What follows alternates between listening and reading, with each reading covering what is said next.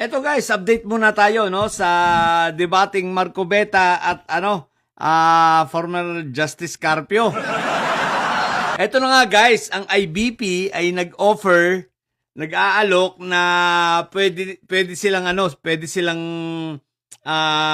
mag-sponsor no at mag-facilitate nung debating ito ni Marcobeta at ni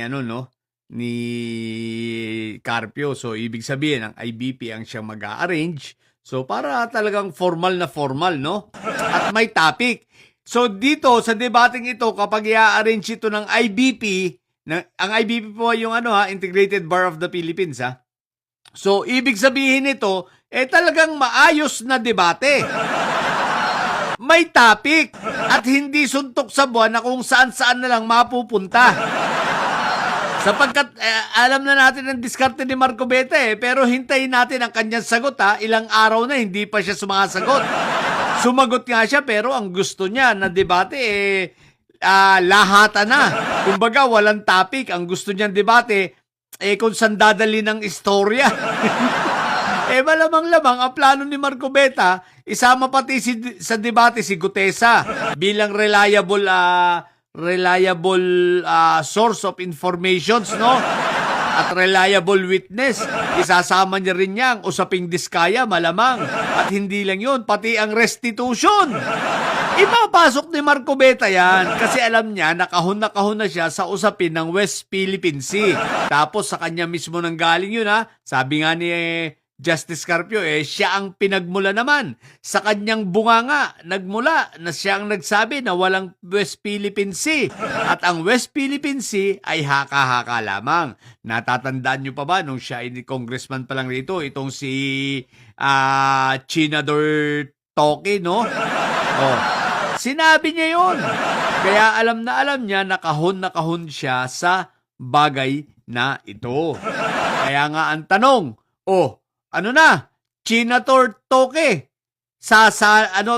papalag ka ba? Umuo ka na, naghihintay ng IBP, Si Justice Carpio, naghihintay lang sa'yo. Anytime, anywhere, papalagang ka nun. Si Fentaboy nga, hindi pumalag dun Kaya nga ako nagtataka kung, sa bagay, alam ko lumang hindi ka papalag. Si Fentaboy nga, yung puon mo na nasa rehas nawagdo kay Justice Carpio, ikaw pa kaya? Lower rank lawyer ka lang. May naipanalo bang kaso ito? Bubol lawyer ka? Marcobeta, papalag ka ba? Palag na! Dali, at IBP IBP ang mag-sponsor, tawag rito, pa-facilitate sa inyo.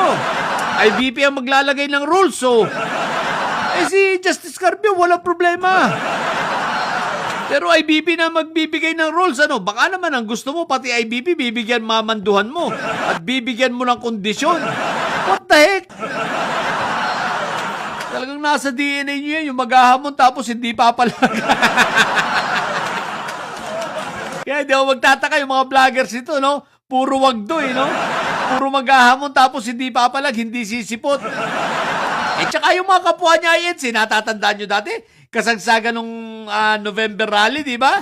Ang daming mga naghamon sa akin na INC, wala namang pumalag.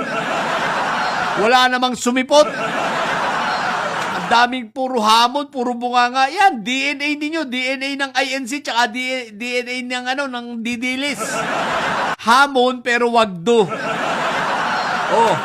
Marcobeta, Chinador 2K.